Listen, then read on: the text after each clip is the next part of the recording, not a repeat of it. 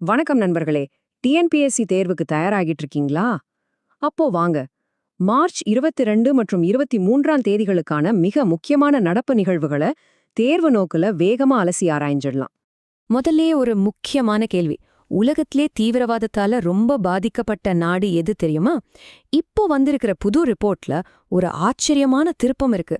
அது என்னன்னு தெரிஞ்சுக்கலாம் வாங்க. இன்னைக்கு நம்ம பார்க்க போற தலைப்புகள் இதோ: தேசிய பாதுகாப்பு, பொருளாதாரம், முக்கிய கோர்ட் தீர்ப்புகள், அப்புறம் சயின்ஸ் அண்ட் கல்ச்சர். கடைசியா ஒரு குவிக் ரிவிஷன் இருக்கு. சரி, நேரத்தை வீணாக்காம உள்ள போலாம். முதல் பகுதி தேசிய பாதுகாப்பு மற்றும் சர்வதேச உறவுகள். இதுல குளோபல் டெரரிசம் இண்டெக்ஸ், நம்ம கடற்படைக்கு வந்திருக்கிற புது பலம், அப்புறம் மிடில் ஈஸ்ட்ல நிலவுற பதட்டம்ல 3 முக்கியமான விஷயங்களை பத்தி பார்க்க போறோம். Institute for economics and peace, அதாவது ஐஇபி, தங்களோட 2026ஆம் ஆண்டுக்கான உலக பயங்கரவாத குறியீடை வெளியிட்டிருக்காங்க. இந்த வருஷம் ரேங்கிங்ல ஒரு பெரிய மாற்றம் நடந்திருக்கு. அது என்னன்னு பார்க்கலாம். இந்த சார்ட்டை பாருங்க.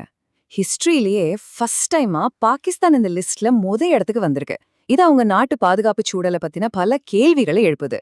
இந்தியா 13வது இடத்துல இருக்கு. இது ஒரு பக்கம் நமக்கு இருக்கிற சவால்களை காட்டினாலும், இன்னொரு பக்கம் நம்ம பக்கத்து நாட்டுல நிலவர சூழல் நமக்கு எவ்வளோ பெரிய பாதுகாப்பு அச்சுறுத்தலுங்கிறதையும் இது தெளிவா காட்டுது. சரி, இப்போ நம்ம உள்நாட்டு பாதுகாப்பு விஷயத்துக்கு வருவோம். இந்திய கடற்படையோட பலத்தை இன்னும் அதிகமாக்குற மாதிரி தாரகிரிங்கிற ஒரு புத்தம் புது போர்க்கப்பல் நம்ம கடற்படையில சேரப்போகுது. அதோட ஸ்பெஷாலிட்டி என்ன தெரியுமா? இந்த தாரகிரி கப்பலோட மிகப்பெரிய பலமே அதோட ஸ்டீல்த் டெக்னாலஜி தான். சிம்பிளா சொல்லணும்னா, எதிரிகளோட ரேடார்ல இது அவ்வளோ சீக்கிரம் சிக்காது, மறைஞ்சு போகும். இதுல நீங்க நோட் பண்ண வேண்டிய விஷயம் என்னன்னா, இது நம்ம உள்நாட்டிலே தயாரிக்கப்பட்ட ப்ராஜெக்ட் 17 திட்டத்துக்கு கீழே வர்ற 5வது கப்பல். இது நம்ம நாட்டோட தற்சார்பு பாதுகாப்பு உற்பத்திக்கு ஒரு சூப்பரான எடுத்துக்காட்டு இல்லையா? இன்டர்நேஷனல் அளவுல பாத்தீங்கன்னா, மிடில் ஈஸ்ட்ல மறுபடியும் டென்ஷன் அதிகமாகிருக்கு. ஹார்மோஸ் நீர்ச்சந்திய மூடிடுவோன்னு ஈரான் மிரட்டல் விடுத்திருக்கிறது உலக வர்த்தகத்தையே பாதிக்கக்கூடிய விஷயம்.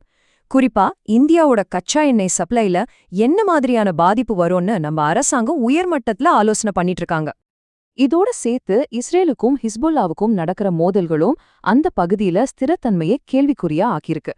இதெல்லாம் சேர்ந்து இந்தியாவின் எரிசக்தி பாதுகாப்புக்கும் வெளியுறவு கொள்கைக்கும் ஒரு பெரிய சவாலா அமைஞ்சிருக்கு. ஓகே, சர்வதேச நிலவரம் இப்படி இருக்க, நம்ம நாட்டுக்குள்ள பொருளாதாரம் மற்றும் நிர்வாகத்துல என்ன நடக்குது? தேர்வு கண்ணோட்டத்துல சில முக்கியமான திட்டங்களை பத்தி இப்போ பார்க்கலாம். பிராரம்ப 2026 இந்த பேரை நல்லா ஞாபகம் வச்சுக்கோங்க. மத்திய அரசு கொண்டு வந்திருக்கிற புதிய வருமான வரிச் சட்டம் 2025 பத்தின ஒரு விழிப்புணர்வு பிரச்சாரம் தான் இது. ரொம்ப முக்கியமா இந்த சட்டம் ஏப்ரல் 1, 2026 அமலுக்கு வருது. இந்த தேதி தேர்வுல கேட்கப்படலாம். அடுத்து நம்ம சிறு குறு மற்றும் நடுத்தர தொழில் நிறுவனங்களுக்கு, அதாவது எம்எஸ்எம்இகளுக்கு ஒரு நல்ல செய்தி. அவங்களுக்கான பரஸ்பர கடன் உத்தரவாத திட்டம் இப்போ NCGTC, அதாவது தேசிய கடன் உத்தரவாத அறங்காவலர் நிறுவனத்தின் கீழே செயல்படுத்தப்படுது. இதனால தொழில் முனைவோர் சுலபமா கடன் வாங்கி தொழில் வளர்ச்சியை அதிகப்படுத்த முடியும். சரி, இப்ப நம்ம சட்டம் சம்பந்தமான ஒரு பகுதிக்கு வந்திருக்கோம். சமூக நீதியில ஒரு மைல்கல்லா அமைஞ்சிருக்கிற ஒரு உச்ச நீதிமன்ற தீர்ப்பை பத்தி தான் இப்ப பார்க்க போறோம். ஒரு குழந்தைய பெற்றெடுக்கிற தாய்க்கும் தத்தெடுக்கிற தாய்க்கும் மகப்பேறு விடுப்புல பாகுபாடு காட்டலாமா கூடாதா? இந்த ரொம்ப முக்கியமான கேள்விக்கு சுப்ரீம் கோர்ட் ஒரு வரலாற்று சிறப்புமிக்க தீர்ப்பு கொடுத்திருக்கு. இப்ப பாருங்க, முன்னாடி இருந்த ரூல் படி 3 மாசத்துக்கும் குறைவான குழந்தைய தத்தெடுத்தா மட்டும்தான் மகப்பேறு விடுப்பு. இது எவ்ளோ பெரிய பாகுபாடு இல்லையா? இப்போ சுப்ரீம் கோர்ட் இந்த விதியை ரத்து பண்ணிட்டாங்க. இது சமத்துவத்தை நிலைநாட்டுற ஒரு வரலாற்று சிறப்புமிக்க தீர்ப்பு. சோஷியல் ஜஸ்டிஸ் சம்பந்தப்பட்ட கேள்விகளுக்கு இது ரொம்ப ரொம்ப முக்கியமான பாயிண்ட். சரி, இப்போ சயின்ஸ், என்வாயர்மெண்ட் அண்ட் கல்ச்சர் சம்பந்தமான சில முக்கியமான விஷயங்களை பாத்திரலாம். இதுல இருந்து தனித்தனி கேள்விகள் வர நிறைய வாய்ப்பு இருக்கு. டிஎன்பிஎஸ்சி தேர்வுல முக்கிய தினங்கள் பத்தின கேள்விகள் கண்டிப்பா இருக்கும். அந்த வகையில மார்ச் 22 உலக தண்ணீர் தினம். இத மறக்காம நோட் பண்ணிக்கோங்க. வெறும் தேதியை மட்டும் ஞாபகம் வச்சுக்கிட்டா பத்தாது. அதோட தீம், அதாவது கருப்பொருள் ரொம்ப முக்கியம். இந்த வருஷத்தோட தீம் தண்ணீர் மற்றும் பாலினம். பொறுத்துக மாதிரியான கேள்விகள்ல இது எதிர்பார்க்கலாம். நீர் மேலாண்மையில பெண்களோட பங்கு எவ்வளவு முக்கியங்கிறத இது உணர்த்துது.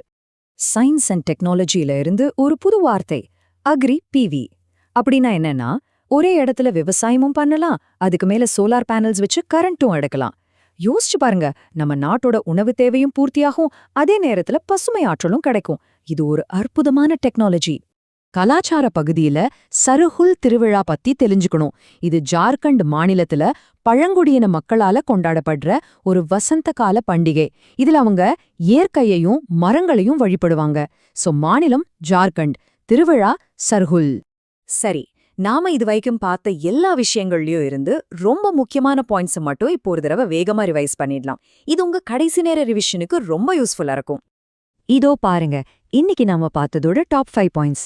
உலக தண்ணீர் தினம், தாரகிரி போர்க்கப்பல், பாகிஸ்தானோட முதலிடம், பிராரம்ப 2026 திட்டம், அப்புறம் சர்ஹுல் திருவிழா. வேணும்னா இது ஒரு ஸ்கிரீன்ஷாட் எடுத்து வச்சுக்கோங்க, கண்டிப்பா யூஸ் ஆகும். இறுதியா உங்க மெயின்ஸ் தேர்வுக்காக ஒரு சின்ன கேள்வி. இன்னைக்கு நாம பார்த்த இந்த நிகழ்வுகளை வச்சு பார்க்கும்போது இந்தியாவோட கொள்கை வகுப்பாளர்களுக்கு அடுத்த வருஷம் எது பெரிய சவாலா இருக்கும்னு நினைக்கிறீங்க? பொருளாதாரமா, பாதுகாப்பா, இல்ல சமூக நீதியா? இத பத்தி யோசிங்க. அடுத்த பகுப்பாய்வுல நாம சந்திக்கலாம்.